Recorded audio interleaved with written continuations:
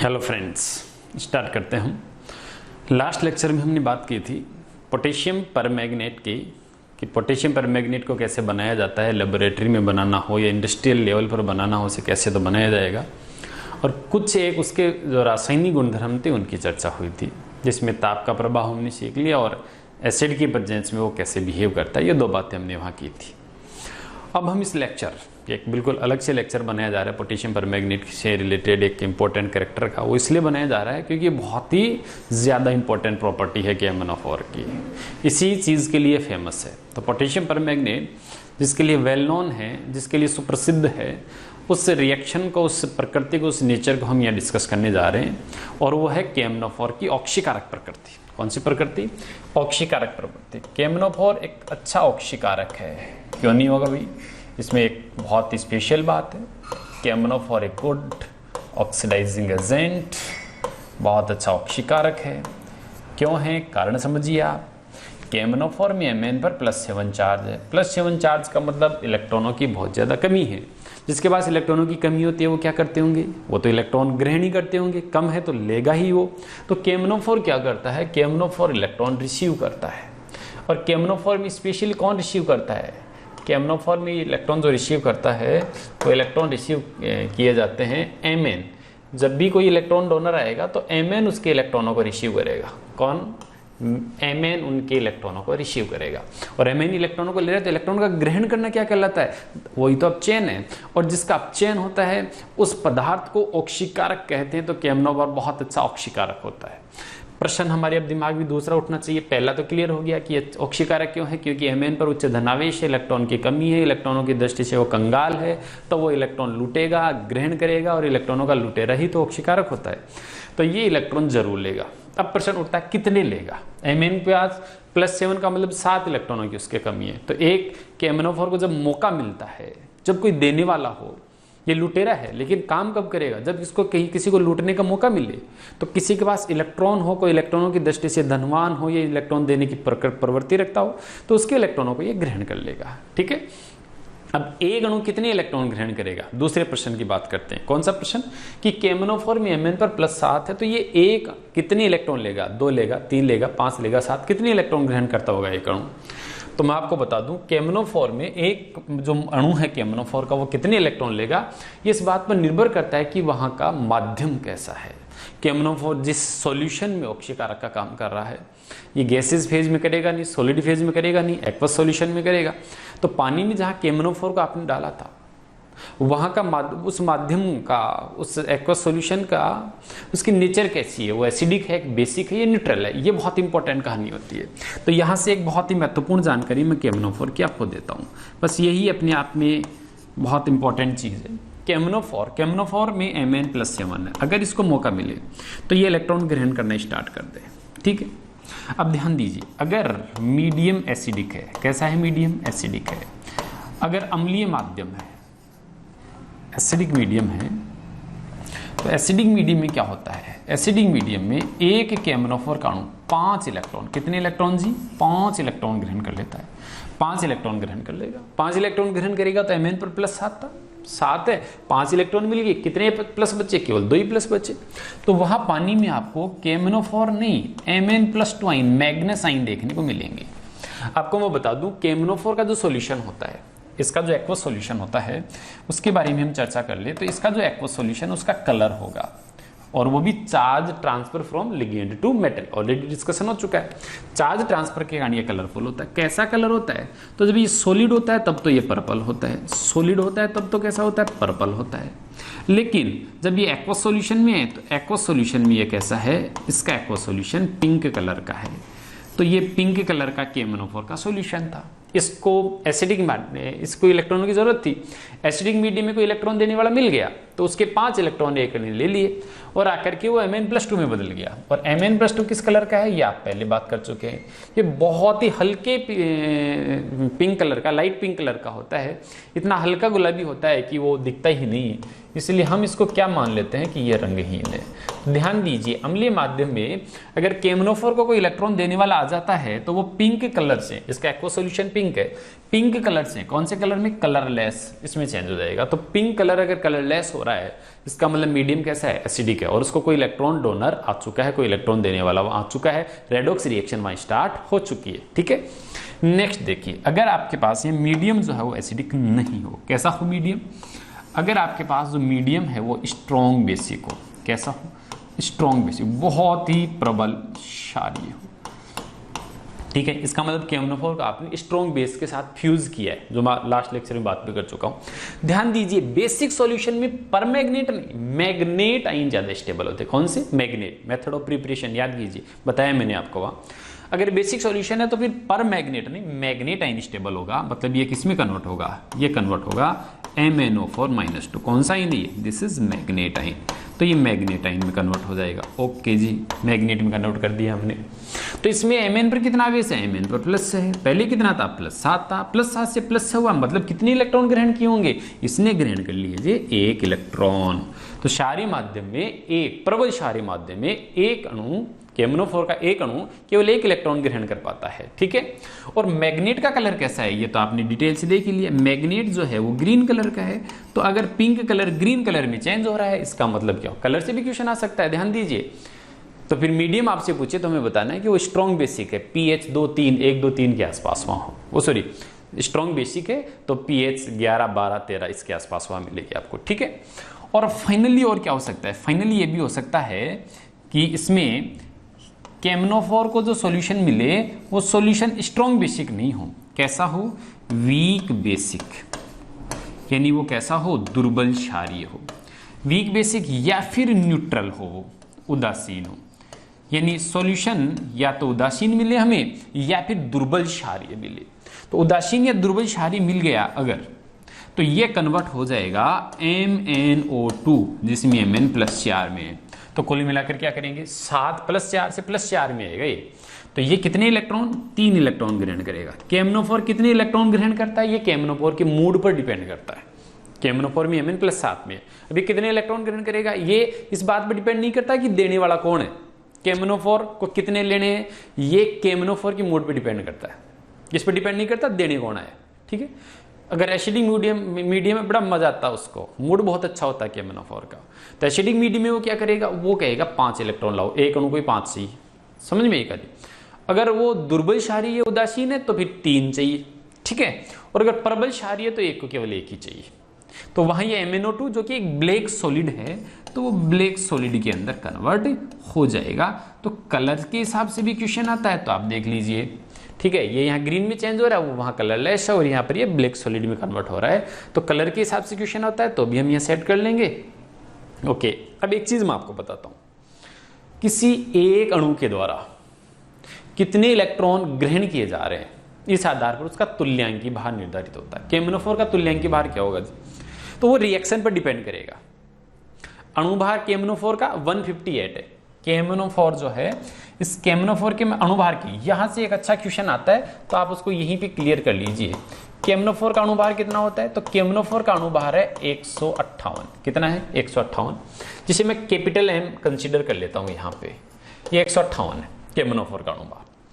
अब तुल्यांकी भार कितना है, तो तुल्यांकी भार कैसे निकालते हैं, बिल्कुल आसान सा तरीका है, एक अणु के द्वारा कितने इलेक्ट्रॉन ग्रहण किए जा रहे हैं, या एक मोल के द्वारा कितने मोल इलेक्ट्रॉन ग्रहण किए जा रहे हैं, उन इलेक्ट्रॉनों की संख्या का इसके अणुभार में भाग लगा देंगे। वो इलेक्ट्रॉनों की संख्या n फैक्टर है यहाँ। ठीक है, तो यहां क्या होगा, अगर मैं एसिडिक मीडियम में इसके तुल्यांकी भार की बात करूंगा, कौन से भार की बात कर रहा हूं मैं, तुल्यांकी भार। तो इसका एसिडिक मीडियम में जब तुल्यांकी भार आप निकालोगे, तो तुल्यांकी भार के लिए क्या करते हैं, इसका जो अणुभार होता है, जिसे मैंने क्या कंसीडर किया, n, उसमें n फैक्टर का भाग लगाना होता है। तुल्यांकी भार निकालने के लिए अणुभार में n फैक्टर का भाग, और इसमें n फैक्टर कितना है, n फैक्टर है 5, क्योंकि एक अणु 5 इलेक्ट्रॉन ग्रहण कर रहा है। तो ये हो जाएगा m/5, यानी ये हो जाएगा 158/5। समझ में आ रही कहानी। तो और इसका जब भाग दोगे आप, तो आंसर क्या आएगा, बिल्कुल सीधा सा सिंपल सा है, 3। ओके, 1.6, तो 31.6। तो 31.6 क्या है, तुल्यांकी भार है साहब, किसका, केमनोफोर का। कौन से माध्यम में, अम्लीय माध्यम। 31.6 क्यों है, क्योंकि इसका n फैक्टर हमने 5 लिया। क्यों लिया 5, क्योंकि एक अणु 5 इलेक्ट्रॉन ग्रहण करता है। ठीक। अब मैं क्षारीय माध्यम की बात करूं, कौन से माध्यम की? प्रबल क्षारीय माध्यम की बात करूं। प्रबल क्षारीय माध्यम में अगर आप तुल्यांकी भार लोगे तो भी कोई टेंशन नहीं है। प्रबल क्षारीय माध्यम इसका जो तुल्यांकी भार आएगा वो अणु भार में इस बार क्या इनफैक्टर है, तो प्रबल क्षारीय माध्यम में ये 1 इलेक्ट्रॉन ग्रहण कर रहा है, 1 इलेक्ट्रॉन ग्रहण कर रहा है तो 1 का भाग लग जाएगा, यानी कि 158 में कितने का भाग दे दोगे? 1 का भाग दे दोगे तो क्या आ जाएगा? 158 आ जाएगा। समझ में आ गई कहानी? ऐसे ही अगर आपको दुर्बल क्षारीय या उदासीन माध्यम इसके अंदर तुल्यांकी भार निकालना हो तो उसमें भी घबराने की कोई जरूरत नहीं है। तुल्यांकी भार वही क्या आता है, अणु भार में किसका भाग लगा देते हैं? अणु भार में हम एन फैक्टर का, एन फैक्टर मतलब कितने इलेक्ट्रॉन ग्रहण किए थे? 3 इलेक्ट्रॉन ग्रहण किए तो 3 का भाग लगा दीजिए। 3 का भाग लगाओगे तो इसका मतलब क्या हो गया? 158/3 भाग दीजिए, कितना आएगा? इसका भाग दोगे तो 5 और 252.6। ओके, तो 52.6 इसके जो आसपास है वो आपका आंसर यहाँ आने वाला है। तो ये कौन से माध्यम में आ रहा है? ये आ रहा है दुर्बल क्षारीय या उदासीन में। ये जो है ना प्रबल क्षारीय वाला, ये तो रेयरेस्ट ऑफ द रेयर, बहुत ही विरले ऐसी स्थिति आएगी जिसमें आपको इस प्रकार की रिएक्शन देखने को मिलेगी, क्योंकि कोई भी रिएक्शन जब चालू होती है प्रबल क्षारीय माध्यम में तो उसमें धीरे धीरे पानी भी बनता है, और जब जल का निर्माण होता है तो वो सॉल्यूशन डाइल्यूट होना स्टार्ट हो जाता है, तो अल्टीमेटली कंडीशन ये निकल करके आ जाती है। ठीक है, तो तुल्यांकी भार वाला क्वेश्चन है तो आप यहाँ कर दीजिए, और इन चीज़ों को तो याद ही कर लीजिए आप सीधे। अगर प्रबल क्षारीय अम्लीय माध्यम है तो वो Mn+2 में जाएगा, प्रबल क्षारीय तो मैग्नेट में जाएगा, और अगर दुर्बल क्षारीय उदासीन है तो वो किस में जाएगा? काले रंग में। केमनोफोर का अणु भार क्या है आपसे पूछे? 158, लेकिन तुल्यांकी केमनोफोर का तुल्यांकी भार कितना होता है? ऐसा क्वेश्चन है तो इसका मतलब क्वेश्चन ही गलत है, या फिर उसमें एक ऑप्शन दिया होगा कि ये माध्यम पर निर्भर करता है, तो हमें उसको टिक करना है। माध्यम पर निर्भर करेगा, ये क्यों करेगा माध्यम पर निर्भर? क्योंकि अलग अलग माध्यम में एक अणु के द्वारा अलग अलग संख्या में इलेक्ट्रॉन ग्रहण किए जाते हैं, और एक अणु कितने इलेक्ट्रॉन ग्रहण करता है ये एन फैक्टर होता है रेडॉक्स रिएक्शन के लिए। ठीक है, अब केमनोफोर खुद इलेक्ट्रॉन लेता है तो क्या क्या बन जाता है? ठीक है, लेकिन जब ये किसी के इलेक्ट्रॉन लेता है तो फिर अगले का क्या कर देता है? केमनोफोर खुद इलेक्ट्रॉन लेगा तो अम्लीय माध्यम में खुद क्या बन जाएगा? खुद बन जाएगा Mn+2। क्षारीय माध्यम में मैग्नेट, दुर्बल क्षारीय उदासीन है तो MnO2 पाइरोलुसाइट। लेकिन जिसे ले रहे हैं उसका क्या कर देगा? ये भी तो सोचना चाहिए हमें, तो मैं उसकी चर्चा करता हूं। उन रिएक्शंस केमनोफोर के बारे में हमें पता है कि केमनोफोर एक बहुत अच्छा ऑक्सीकारक है, और इसे आयतनमितीय विश्लेषण में एक मानक के रूप में, एक मानक विलयन के रूप में प्रयुक्त किया जाता है। मतलब टाइट्रेशन में ये यूज होता है। टाइट्रेशन, बहुत टाइप की टाइट्रेशन हमारे पास होती है, उसको हम डिटेल से आयोनिक इक्विलिब्रियम में देखते हैं। मैं यहाँ सीधी बात करता हूँ, यहाँ हम कोई अनुमापन कर रहे हैं, एक प्रैक्टिकल चल रहा है जिसमें ये एक ब्यूरेट है जिसमें पोटेशियम परमैंगनेट को मैंने फिल कर रखा है। इस पोटेशियम परमैंगनेट के 2 हिस्से हो गए, एक इसमें पोटेशियम आयन हो गया और इसका दूसरा हिस्सा कौन हो गया? परमैंगनेट आयन हो गया। हमें पता है इसमें जो ऑक्सीकरण करने वाला, ऑक्सीकारक का जो काम करने वाला वो परमैंगनेट आयन ही करने वाला है। तो जैसे आप इसके स्टॉपर को स्टार्ट करोगे, खोलोगे उसको, तो इसमें से कुछ ड्रॉप्स निकल करके आएगी केमनोफोर की, और केमनोफोर का जो इंपॉर्टेंट पार्ट था परमैंगनेट आयन वो इस सॉल्यूशन में आ जाएगा। इसमें MnO4- के ऊपर जो चार्ज है, MnO4- में Mn पर जो ऑक्सीडेशन स्टेट है वो है +7। अब चाहिए इसको इलेक्ट्रॉन। अब परमैंगनेट आयन क्या है? जल को भी इसका जब इलेक्ट्रोड पोटेंशियल देखते हैं ना, तो इसमें इतनी पावर है कि जल का भी ऑक्सीकरण कर दे। एनर्जेटिक्स के हिसाब से देखें, इलेक्ट्रोड पोटेंशियल के हिसाब से देखें, तो केमनोफोर इतना तगड़ा ऑक्सीकारक होता है कि जल के इलेक्ट्रॉनों को लेकर के और उसको H2 बना करके विदा कर, O2 बना करके विदा कर सकता है। ध्यान दीजिए, ये जल को ऑक्सीकृत करके ऑक्सीजन बना सकता है, इतनी पावर इसके अंदर है परमैंगनेट आयन में, क्योंकि इसकी अपचयन विभव का मान, इसका जो अपचयन विभव उसका मान बहुत ज्यादा है किसके बजाय? जल के अपचयन विभव के बजाय। इसलिए परमैंगनेट जल को ऑक्सीकृत कर सकता है। ध्यान दीजिएगा इस बात को कि पोटेशियम परमैंगनेट जल को भी ऑक्सीकृत कर सकता है अगर हम इलेक्ट्रोड विभव या एनर्जेटिक्स के हिसाब से देखें, लेकिन उसके लिए जो आवश्यक सक्रियण ऊर्जा है उसकी पूर्ति वातावरण से नहीं हो पाती है। अर्थात जो केमिकल काइनेटिक्स में हम बात करते थे, बल गति की अवरोध जिसकी हम बातें करते थे, वो जो एक्स्ट्रा एनर्जी चाहिए थी, सक्रिय ऊर्जा चाहिए थी, उसकी पूर्ति नहीं हो पाती, इसलिए परमैंगनेट जल का ऑक्सीकरण नहीं कर पाता। अब परमैंगनेट आ गया, इसको चाहिए इलेक्ट्रॉन, लेकिन जल कहाँ से, जल तो देने के लिए तैयार है, लेकिन उतनी सक्रिय ऊर्जा लाए कहाँ से, इसलिए परमैंगनेट यहाँ चुपचाप बैठा है। अब मान लो कोई अमीर सी कोई प्रजाति यहाँ हो, सपोज यहाँ मैंने Fe+2 को रख दिया, किसको रख दिया, Fe+2 को रख दिया। अब Fe+2 के इलेक्ट्रॉन निकल करके Fe+3 बन सकता है, तो ये Fe+2 अपने इलेक्ट्रॉनों को इसको देने के लिए तैयार है, वो लेने के लिए तैयार है, तो धंधा चालू हो जाना चाहिए, काम चालू हो जाना चाहिए था। इसके इलेक्ट्रॉन वो दे, ये इलेक्ट्रॉन दे दे वो ले, लेकिन हम क्या देखते हैं, हम ये देखते हैं कि ये इसको इलेक्ट्रॉन दे ही नहीं रहा है। क्यों नहीं दे रहा, उसका कारण यह है कि MnO4- तब लेगा Fe+2 से जब यहाँ का माहौल, यहाँ का जो एटमॉस्फेयर है वो इसके अनुकूल होगा। अब परमैग्नेट आयन जो होता है, वो परमैग्नेट आयन कौन कौन से माध्यम में ऑक्सीकारक का काम करता है, तो ये हमने अभी अभी देखा है। परमैग्नेट आयन अम्लीय माध्यम, क्षारीय माध्यम, उदासीन सब में काम कर सकता है। सबसे पहले मैं बात करता हूँ अम्लीय माध्यम। अगर आप चाहते हो कि परमैंगनेट आयन इलेक्ट्रॉन अम्लीय माध्यम मिले, तो इसमें थोड़ा सा आपको क्या डालना पड़ेगा, थोड़ा सा आपको इसमें अम्ल मिलाना पड़ेगा। तब मैं यहाँ कौन सा अम्ल मिला सकता हूँ वो देखिए, माध्यम अम्लीय कर रहा हूँ। जैसे आप अम्लीय माध्यम करोगे, MnO4- उन इलेक्ट्रॉनों को ले लेगा और MnO4- उन इलेक्ट्रॉनों को लेकर के और किस में कन्वर्ट हो जाएगा, MnO4- Mn+2 में कन्वर्ट हो जाएगा। समझ में आ रही है पूरी कहानी। MnO4- Mn+2 में बदल जाता है, कितने इलेक्ट्रॉन लेगा, वो लेगा 5 इलेक्ट्रॉन, वो एक अलग मैटर है, ठीक है। यहाँ से इलेक्ट्रॉन जाएंगे, MnO4- लेगा, खुद Mn+2 में बदल जाएगा और Fe+2 को इसमें बदल देगा। Fe+2 के इलेक्ट्रॉन जाएंगे तो ये Fe+3 में बदल जाएगा, ठीक है। इसके इलेक्ट्रॉन निकल गया तो ये तो Fe+3 में बदल गया, इसके इलेक्ट्रॉन इसके पास किया तो ये किस में बदल गया, Mn+2 में बदल गया। लेकिन ये कब हुआ, जब यहाँ का माध्यम कैसा था, अम्लीय माध्यम था। अब प्रश्न उठता है, अम्लीय माध्यम अगर आपको बनाना है तो इसमें अम्ल तो मिलाना ही पड़ेगा। कौन सा अम्ल मिलाए, तो जैसे अम्ल की बात आती है, प्रबल अम्लों की बातें आती है, तो प्रबल अम्लों में गिने चुने प्रबल अम्ल हैं। तो कौन सा प्रबल अम्ल हमें मिलाना चाहिए, उसकी चर्चा करते हैं हम। प्रबल अम्ल में HClO4, HNO3, HCl, HBr, HIS2 सब और ये बहुत सारे अम्ल हैं। तो इनमें से कौन सा अम्ल काम ले सकते हैं, कौन सा अम्ल काम में नहीं ले सकते हैं, उसकी चर्चा हम यहाँ करते हैं। सपोज मैंने इसके अंदर इसके माध्यम को अम्लीय बनाने के लिए HCl मिला दिया। क्या मिला दिया मैंने, HCl मिला दिया। अब HCl मिला दिया तो HCl का क्या काम था, इसका काम था केवल यहाँ माध्यम अम्लीय करना, मतलब इसका मूड बनाना।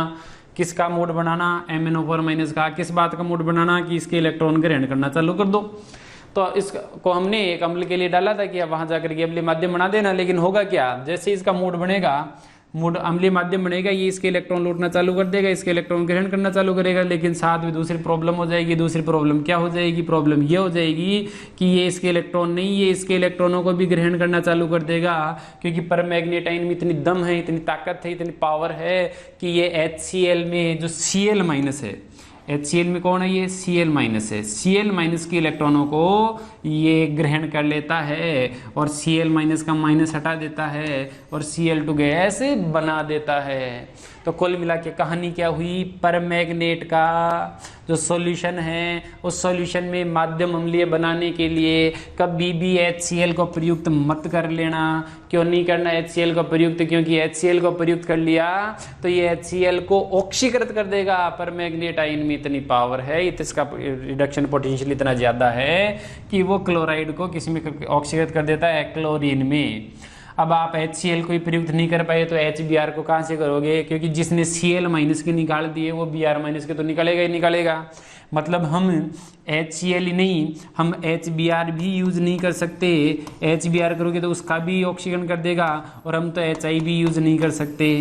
क्यों नहीं कर सकते, क्योंकि इनके इलेक्ट्रॉनों को ये निकाल करके HBr को Br2 बना देगा और आइडाइड को किसी में बदल देगा, I2 में बदल देगा।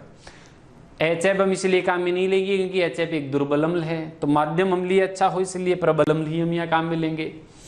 अब प्रबल अम्ल में एक और अम्ल आता है HNO3, उसको तो ले सकते हैं ना। तो HNO3 में कोई दिक्कत नहीं है, वैसे HNO3 आप ले सकते हो, HNO3 से ले सकते हो, क्योंकि HNO3 का जब ऑक्सीकरण करने की ये सोचे, MnO4- अगर HNO3 की ऑक्सीकरण करने की सोचे तो पॉसिबल ही नहीं है। पॉसिबल इसलिए नहीं है क्योंकि HNO3 में H तो प्लस है, तो इसके पास तो इलेक्ट्रॉन वैसे ही नहीं है, जिस कहाँ से इलेक्ट्रॉन निकालेगा ये। और ये जो नाइट्रेट आइन है, नाइट्रेट आइन में एन पर ऑलरेडी क्या है +5 है, नाइट्रोजन के तो जितने निकलने थे सारे निकल करके पहले तैयार है, इलेक्ट्रॉन तो है ही नहीं, नाइट्रोजन में 5 इलेक्ट्रॉन थे भाई, तुमको उसके सारे पहले ही निकले हुए हैं, तो इसका मतलब इसके इलेक्ट्रॉन तो ये निकाल नहीं सकता, HNO3 का ये ऑक्सीकरण कर नहीं सकता। लेकिन फिर भी हम HNO3 को भी काम में नहीं लेंगे। HNO3 को हम इसलिए काम में नहीं लेंगे क्योंकि इसकी बड़ी प्रॉब्लम है, बड़ी प्रॉब्लम ये है कि ये स्वयं ऑक्सीकारक है। स्वयं ऑक्सीकारक है मतलब समझे नहीं, तो अभी समझाता हूँ। ये भी इलेक्ट्रॉन के लूटने का, जैसे KMnO4 लूटता है ना, वैसे ये भी, ये क्या करेगा, जाकर इसका मोड बना देगा और इसका मोड बना करके ये चालू करेगा इसको लूटना। लेकिन उससे पहले ये भी चालू कर देगा, भाई मेरे को भी 2 इलेक्ट्रॉन तो मेरे को भी चाहिए, क्योंकि ये खुद भी ऑक्सीकारक है। तो यहाँ 2 ऑक्सीकारक हो गए, 2 ऑक्सीकारक हो गए, तो जिसके इलेक्ट्रॉन निकालने वो एक है, निकालने वाले 2 हो गए, तो गड़बड़ नहीं थी। इसलिए HNO3 को हम काम में नहीं लेंगे क्योंकि ये खुद लुटेरा है, इनको इसलिए नहीं लेंगे क्योंकि इनको ये लूट लेता है। समझ में आ रही कहानी? इसलिए जो अम्ल का चुनाव करो बड़ा सोच समझ करके चुनाव करो, और इसीलिए हम जिस अम्ल का चुनाव करते हैं वो अम्ल होता है H2SO4।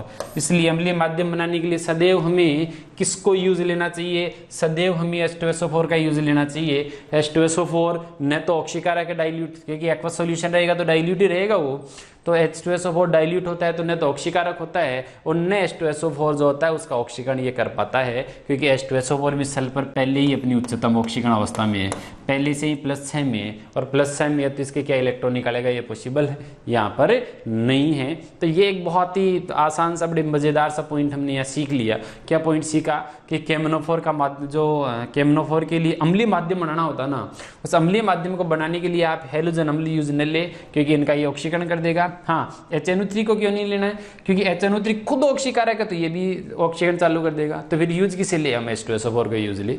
अम्लीय माध्यम में खुद किस में बदल जाता है, Mn+2 में, अगले को किस में बदल देता है, तो फेरस हो तो फेरिक में। और भी जो बेस्ट एग्जाम्पल है मैं आपको यहाँ एक लिस्टिंग कर देता हूँ, बिल्कुल सिंपल सी चीज़ बची, अब तो कोई दिक्कत नहीं है कि MnO4- ये अम्लीय माध्यम में क्या करता है, अम्लीय माध्यम में ये किस में बदल जाता है, देखिएगा आप, अम्लीय माध्यम में ये बदल जाता है खुद तो Mn+2 में, ठीक है, और अगले को किस में बदल देता है वो देखो आप, अगले को, अगर वो फेरस आइन है, कौन सी आइन है, फेरस आइन है, तो फेरस आइन को किस में बदल देगा, फेरस आइन को ये बदल देगा फेरिक आइनों में, ठीक है। ऑक्सीकरण बढ़ना ही है। अगर हमने ऑक्सलेट लिया C2O4-2 लिया तो फिर इसको किस में बदल देगा, इसको CO2 में बदलेगा, कार्बन पर +3 है C2O4-2 में, और यहाँ पर कार्बन पर कितना है, यहाँ पर कार्बन पर +4 है, तो ऑक्सलेट को CO2 में बदल देगा, ठीक है। अगर आपने नाइट्राइट, निम्न ऑक्सीकरण अवस्था वाला लो, नाइट्राइट में नाइट्रोजन पर +3 है, नाइट्राइट ले लिया तो इसको किस में बदल देगा, नाइट्राइट को बदलेगा नाइट्रेट में, याद करना पड़ेगा ये, नाइट्रोजन की उच्चतम ऑक्सीकरण अवस्था में ले जाएगा ये, ठीक है। अगर मैंने यहाँ क्लोराइड ले लिया, या मैंने ब्रोमाइड ले लिया, या फिर मैंने आयोडाइड ले लिया, तो इन तीनों का ये ऑक्सीकरण कर देगा, क्लोराइड को तो क्लोरीन में, ब्रोमाइड हो तो उसको ब्रोमीन में, और आयोडाइड हो तो उसको किसी बदल देगा आयोडीन में, ठीक है, संगत हैलोजन में उसको बदल देता है। ऐसे ही अगर मेरे पास सल्फाइड हुआ तो सल्फाइड को किस में बदल देगा, सल्फर में, जैसे H2S है, H2S में S-2 है तो H2S को किस में बदल देगा, सल्फर में बदल देगा। लेकिन अगर मैंने सल्फर ही ले लिया तो फिर सल्फेट में बदल देगा। सल्फाइड को केवल सल्फर में बदलता है, लेकिन खुद सल्फर होता है तो उसको सल्फेट में बदल देता है। अगर मेरे पास SO3-2 जिसमें सल्फर +4 में है, या फिर मेरे पास SO2 यहाँ भी सल्फर +4 में है, इनको दे दें तो इनको +6 में ले जाएगा और सल्फेट में बदल देगा, तो सल्फर को अपनी उच्च ऑक्सीकरण अवस्था में ले जाएगा। फिर तो सल्फाइट है, सल्फर डाइऑक्साइड है, ये किस में चले जाएंगे, ये सारी के सारी कहाँ जाने हैं, कन्फर्म ये चीज़ें, ये सब कहाँ जाकर रुकेगी, ये सारी की सारी सल्फेट भी जाकर के रोकने वाली है। समझ में आ रही कहानी? बिल्कुल कोई ज़्यादा टफ टास्क है नहीं यहाँ पर, अगर आप देखोगे तो बिल्कुल सरल सी चीज़ें। किसको किस में बदलता है वो आप यहाँ से देख लीजिए, और खुद किस में बदल जाता है वो आपने यहाँ देख ही लिया, खुद Mn+2 में बदल जाया करता है। अगर हमारा मीडियम कैसा है, अगर हमारा मीडियम एसिडिक है तो, लेकिन अगर यही मीडियम एसिडिक नहीं हो, वीक बेसिक या न्यूट्रल हो, स्ट्रॉन्ग बेसिक तो छोड़ो वो क्वेश्चन नहीं आएंगे, वीक बेसिक या न्यूट्रल हो तो वहाँ क्या होता है, तो ये और देख लीजिएगा। MnO4- जो होता है वो ऐसी कंडीशन में MnO2 में बदल जाएगा। किस में बदल जाएगा, MnO2 में। कौन से मीडियम में, वीक एसिडिक मीडियम या बेसिक मीडियम में। यहाँ लिख देता हूँ, एसिडिक नहीं, sorry, weak basic, basic, medium या न्यूट्रल, एसिडिक नहीं है, एसिडिक का तो कर ही लिया हमने। वीक बेसिक, दुर्बल क्षारीय हो या फिर उदासीन हो तो उसमें पर मैग्नेटाइन MnO2 में बदल जाते हैं। यानी ये +7 से कम होता है और कहाँ करके रुक जाता है, ये +4 पर आकर के रुक जाता है। अब इस पूरी प्रोसेस में देखिए क्या हो रहा है। इस पूरी प्रोसेस में खुद तो इसमें बदल गया, इंपॉर्टेंट रिएक्शन है 2-3 देखना बहुत अच्छे से। आयोडाइडाइन अगर हो तो आयोडाइडाइनों को ये आयोडेट आइनों में, ये तो बहुत ही फेमस रिएक्शन है इसकी। पर मैग्नेटाइन क्षारीय माध्यम में खुद बदलते हैं MnO2 में और आयोडाइड को बदलते हैं आयोडेट में। लेकिन अम्लीय माध्यम हो तो यही आयोडाइड किसमें बदलती है, आयोडीन में। अम्लीय में आयोडाइड आयोडीन में बदलेगी, क्षारीय में आयोडाइड किसमें बदलेगी, वो आयोडेट में बदलेगी। हमें याद करना पड़ेगा, ठीक है। अगर Mn+2 आइन हो, कौन से Mn+2 मैग्नेस आइन जिनको बोलते हैं हम, तो Mn+2 आइन हो तो क्षारीय माध्यम में Mn+2 आइन किस में चले जाएंगे, क्षारीय माध्यम में, ये भी MnO2 में, खुद भी MnO2 में, ये भी MnO2 में चला जाएगा। तो इस तरीके से हमें ये भी ध्यान रखने हैं कि ये किस में कन्वर्ट यहाँ हो रहा था। अगर थायोसल्फेट मैंने ले लिया H2O3-2 तो इसको सल्फेट में कन्वर्ट कर देगा। तो ये कुछ क्षारीय माध्यम की इंपॉर्टेंट रिएक्शन थी, कुछ वो अम्लीय माध्यम की थी। तो इस तरीके से आपने देखा केमनोफोर बहुत अच्छा ऑक्सीकारक का काम करता है, तीनों माध्यम में वो ऑक्सीकारक का काम कर सकता है, अम्लीय, क्षारीय और उदासीन में, तीनों में अलग अलग पदार्थों में खुद बदलता है वो, ठीक है। तो ये सिलेक्टेड हमें ध्यान रखना होता है। अगर हम इसकी बैलेंस्ड इक्वेशन की बात करें, संतुलित अभिक्रिया की बात करें, तो संतुलित अभिक्रिया रेडॉक्स रिएक्शंस के लिए आप अच्छे से पढ़ चुके हैं। जैसे ये रिएक्शन आ गई MnO4- और Fe+2 की बैलेंस्ड रिएक्शन लिखिए, तो हम वहां पर MnO4- से Mn+2 बन रहा है, एक तरफ तो ये कर लेंगे और दूसरी तरफ एक रिएक्शन कौन सी चल रही है, Fe+2 Fe+3 में एक ऑक्सीकरण वाली अभिक्रिया लिख लेंगे और एक अपचयन, ये अपचयन अर्धअभिक्रिया, ये ऑक्सीकरण अर्धअभिक्रिया है। फिर इस ऑक्सीकरण अपचयन अर्धअभिक्रिया को संतुलित कर लेंगे अलग से, ऑक्सीकरण अर्धअभिक्रिया को अलग से संतुलित कर लेंगे अम्लीय माध्यम में। इसके लिए चाहे से आप आयन इलेक्ट्रॉन विधि काम में लिए, जो आप 11th में पढ़ते हो, रेडॉक्स अभिक्रियाओं को संतुलित करने की जो विधियाँ थी, वहाँ से आयन इलेक्ट्रॉन विधि को काम में ले सकते हो, या फिर आप क्या काम में ले सकते हो, आयन इलेक्ट्रॉन विधि के अलावा ऑक्सीकरण विधि को भी काम में ले सकते हो। दोनों में से किसी भी विधि को काम में लीजिए, दोनों को संतुलित करके और जोड़ लीजिए। तो बैलेंस करने वाला काम मैं यहाँ नहीं बता पा रहा हूँ आपको, हम उसमें टाइम वेस्ट नहीं करेंगे, क्योंकि ये वाला पूरा प्रोसेस हमने 11th में बड़े डिटेल से सीख रखा है, ठीक है।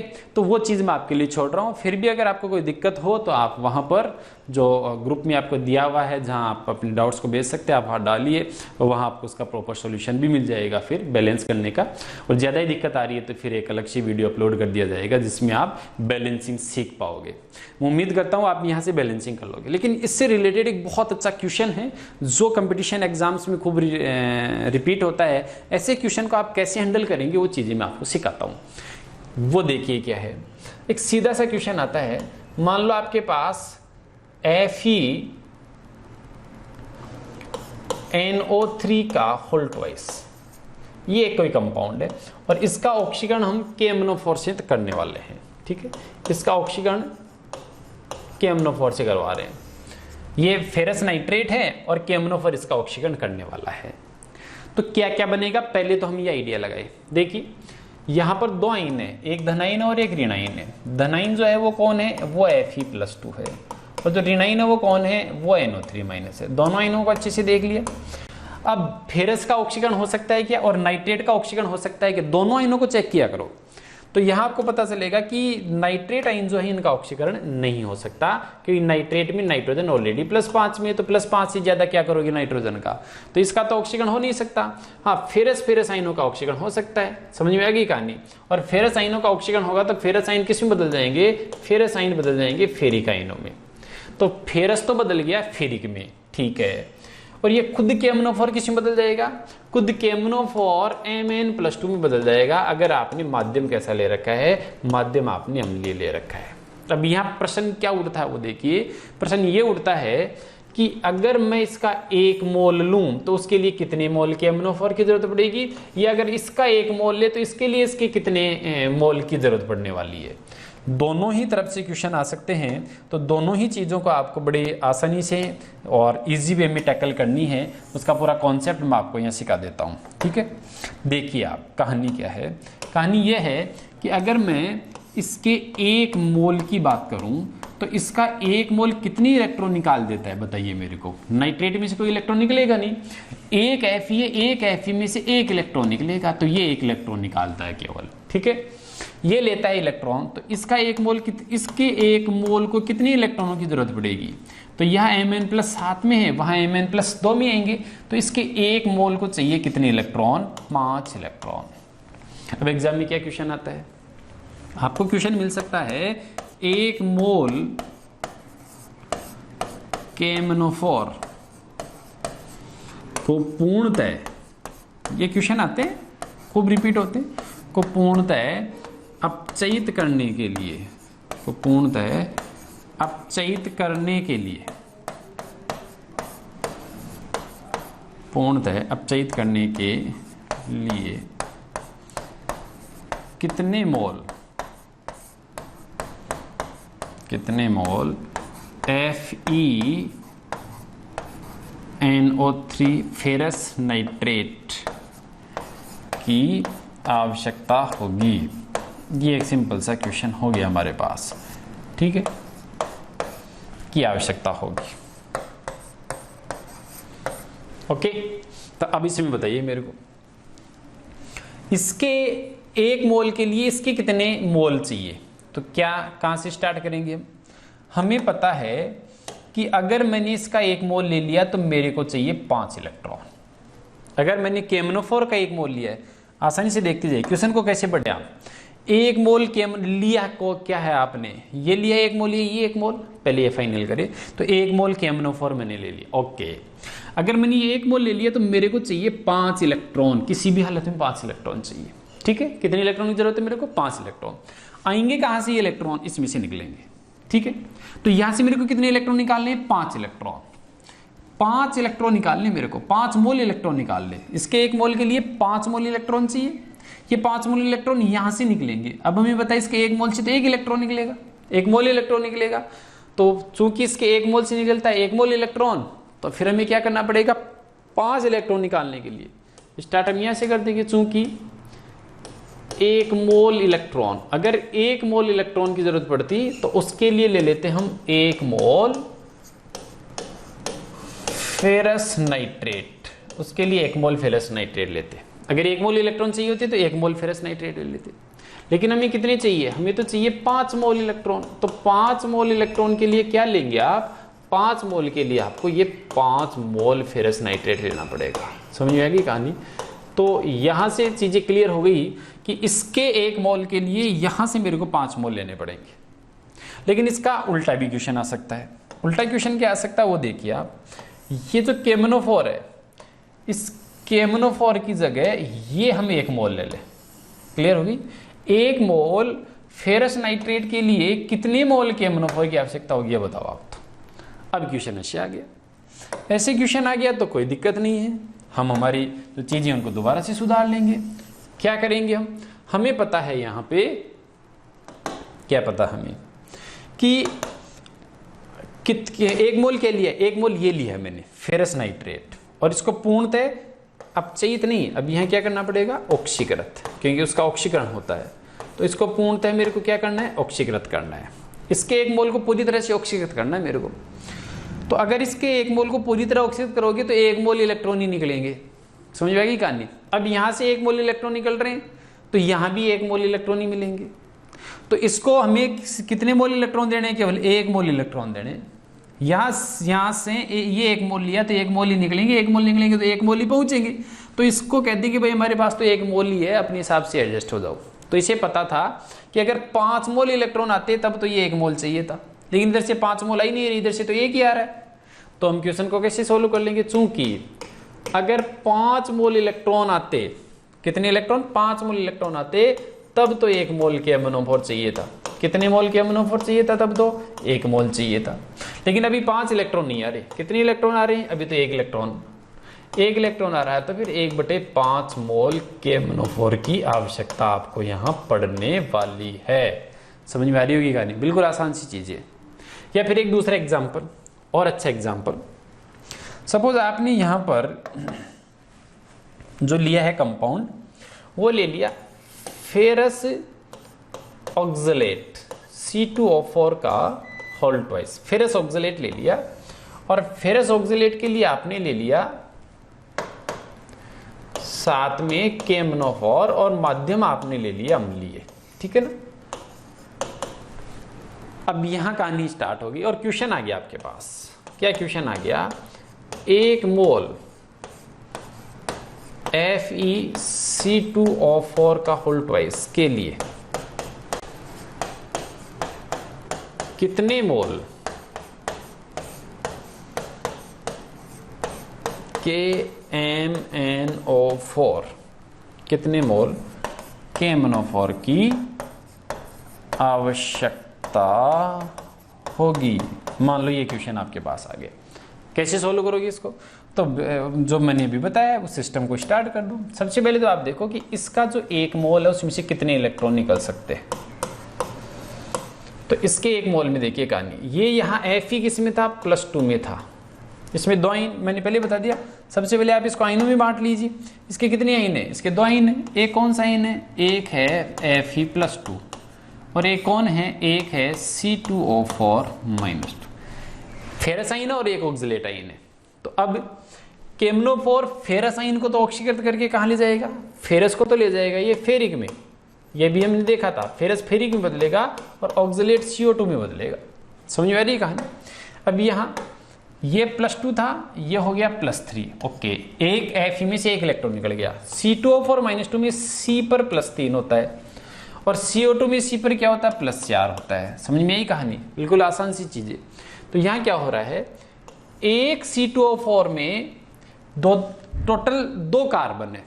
ओके, एक C2O4 में 2 कार्बन, और एक कार्बन, ये जो आवेश होता है ये दोनों कार्बन का नहीं होता, ये एक प्रति परमाणु होता है। यहाँ 2 कार्बन और हर कार्बन पर +3 है। तो एक कार्बन पर +3 था, वो हो गया +4। तो दूसरे पर भी +3 था, दूसरे का भी +4 हो गया। कई सोच रहे हैं यहाँ तो सर C2 लिखा हुआ था, यहाँ तो C2 लिखा हुआ ही नहीं। अरे 2 CO2 बन गए, क्या दिक्कत है उसमें?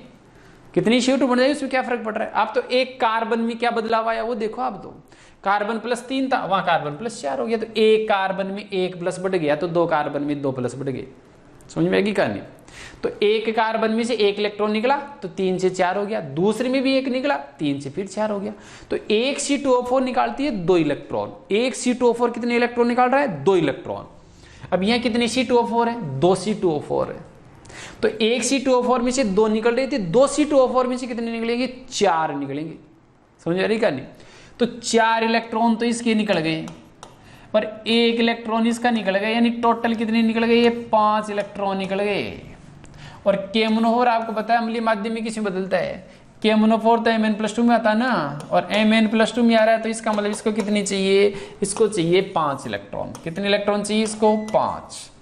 तो अब आपको पता चल गया, इसका 1 मोल 5 इलेक्ट्रॉन निकालता है और इसका 1 मोल 5 इलेक्ट्रॉन ग्रहण करता है। तो इसके 1 मोल को 1 मोल चाहिए, बराबर जितनी निकल रही उतनी वो ले रहा है, तो 1 मोल को 1 मोल ही चाहिए। तो ऐसी चीजें कई बार हमसे गलत होती है। एक और मैं एग्जांपल देकर के फाइनली इसको कंक्लूड करता हूं।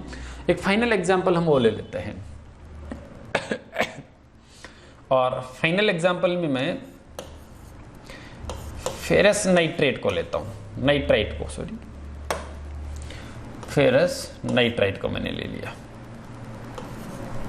ओके, और इसका हम प्लस KMnO4, और मीडियम में कैसे ले रहा हूं? एसिडिक। अब बताइए क्या क्या होने वाला है। यहां का हम पोस्टमार्टम करिए पूरा अच्छे से, तो क्या हमें पता चलता है कि इसमें 2 आइन है। कौन कौन से आइन है? एक यहाँ Fe+2 आइन है, और एक यहाँ NO2- आइन है। तो जब ये ऑक्सीकरण करेगा तो फेरस को तो किसी में बदल देगा? फेरस को तो बदल देगा फेरिक में। और नाइट्राइट को किसी में बदल देगा? नाइट्राइट को नाइट्रेट में बदल देगा। तो नाइट्रेट में नाइट्रोजन +5 में, और यहां पर जो नाइट्राइट है उसके अंदर जो नाइट्रोजन है वो +3 में है। तो अब क्या हुआ? देखिए, एक जो नाइट्राइट था इस एक नाइट्राइट में एक नाइट्रोजन पर +3 था, एक नाइट्राइट में एक ही नाइट्रोजन है, उस नाइट्रोजन पर +3 है, तो ये +3 से कहाँ चला गया, ये +3 से +5 में चला गया, यानी एक नाइट्रोजन में से 2 इलेक्ट्रॉन निकलेंगे, एक नाइट्रोजन में से 2 इलेक्ट्रॉन, एक नाइट्राइट में से 2 इलेक्ट्रॉन निकले, तो 2 नाइट्राइट में से कितने निकले होंगे, 4 इलेक्ट्रॉन निकले होंगे, यहाँ से 4 इलेक्ट्रॉन तो यहाँ से निकल गए, ठीक है।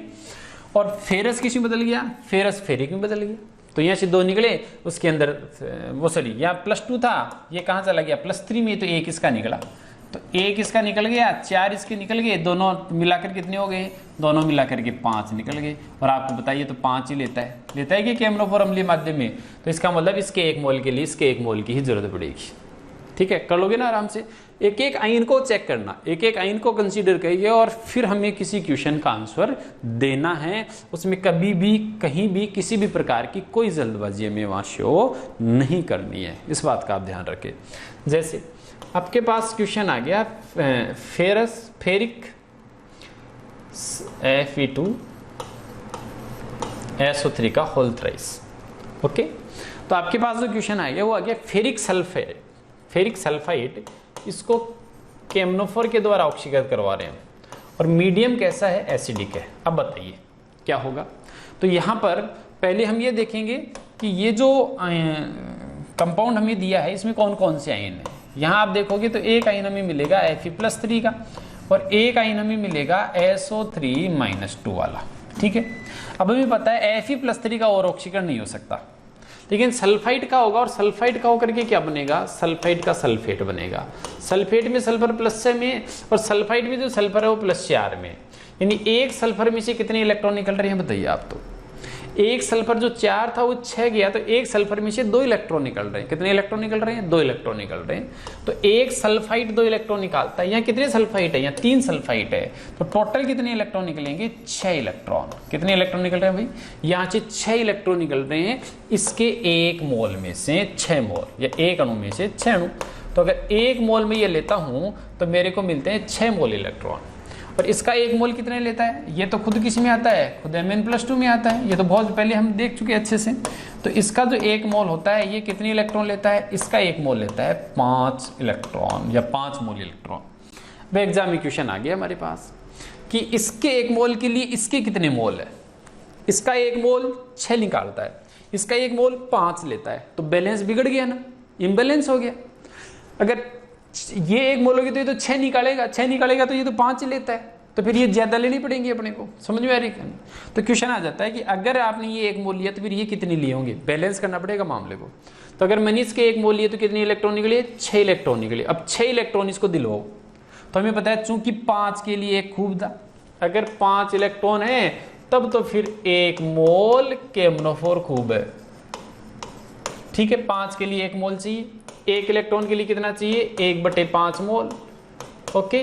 और आ कितने रहे, 6, क्योंकि आपने ये 1 मोल लिया है, तो अगर 6 लिया है तो फिर 6/5 मोल केमनोफोर लेना पड़ेगा। बताओ लेना पड़ेगा या नहीं लेना पड़ेगा। तो ये बड़े आसानी से ऐसे क्वेश्चंस को आप देख सकते हो, टैकल कर सकते हो, डील कर सकते हो ऐसे क्वेश्चंस के साथ। इस लेक्चर में आपने क्या देखा, केमनोफोर ऑक्सीकारक व्यवहार वो तीनों माध्यम में करता है, वो अम्लीय हो, क्षारीय हो या उदासीन हो, तीनों माध्यम में ऑक्सीकारक का व्यवहार करने वाला है। तीनों में तुल्यांकी भार इसका भिन्न भिन्न आने वाला है। और ये जो इस टाइप के जो क्वेश्चन है जो ज़्यादा चलन में होते हैं उनमें आपको ध्यान रखना होता है कि वो जो साल्ट दिया हुआ है उस साल्ट में दोनों आयन, कई बार दोनों ऑक्सीकृत होने वाले होते हैं और कुछ बार केवल एक ही ऑक्सीकृत होने वाला होता है। तो जिसमें दोनों आयन ऑक्सीकृत होने वाले हैं उसमें दोनों में कितने इलेक्ट्रॉन निकल रहे हैं वो काउंट करना है। और वो आयन कितने हैं उससे वो गुणा करने वाला मामला भी मत भूल जाना, क्योंकि यहीं से सबसे ज़्यादा गलती किसी स्टूडेंट से होती है। समझ में आ रही कहानी। जैसे इसी पैटर्न का एक क्वेश्चन जो एग्जाम में पूछा जाता है कि 1 मोल केमनोफोर को अपचयित करने के लिए, 1 मोल केमनोफोर को अपचयित करने के लिए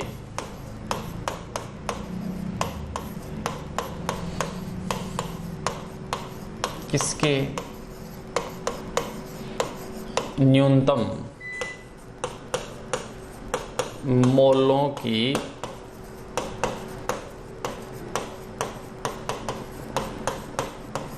आवश्यकता होगी। ऑप्शन आ जाते हैं ferrous nitrate, okay. Option second आ जाता है कैल्शियम ऑक्सलेट।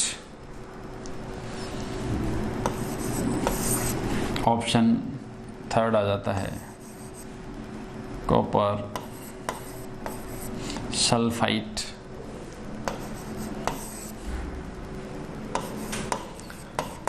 Fe(C2O4), ये हमारे पास ऑप्शन आ गया।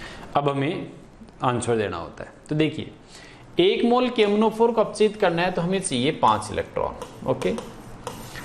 अब 5 इलेक्ट्रॉन वहां हमें चाहिए, इसके लिए ये भी इलेक्ट्रॉन्स बहुत सारे हैं जो इलेक्ट्रॉन देने के लिए तैयार बैठे।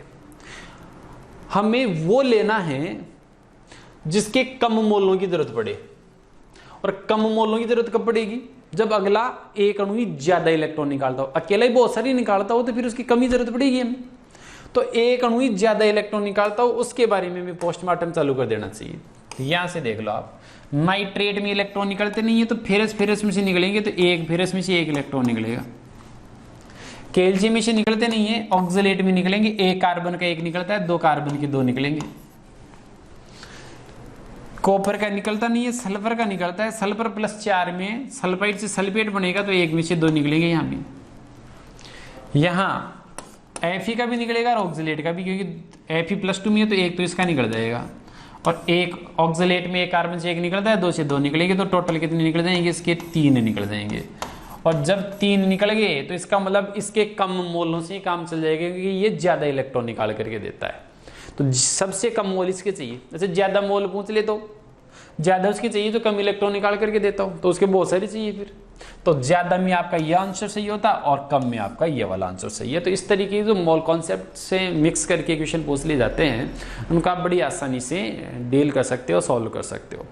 पोटेशियम परमैंगनेट को ऐसा कोई भी पदार्थ मिल गया जिसके पास इलेक्ट्रॉन, उसको लगा कि इलेक्ट्रॉनों की दृष्टि से थोड़ा धनवान है, तो उनके इलेक्ट्रॉनों को लूटना चालू कर देता है, तो उनको उनसे दूर रखा जाता है अगर पोटेशियम परमैंगनेट को स्टोर करना है तो। ओके, उम्मीद करता हूँ ये जानकारी आपके लिए बहुत लाभप्रद होगी जब भी आप MCQ सॉल्व कर रहे होंगे। Thanks a lot for watching this video.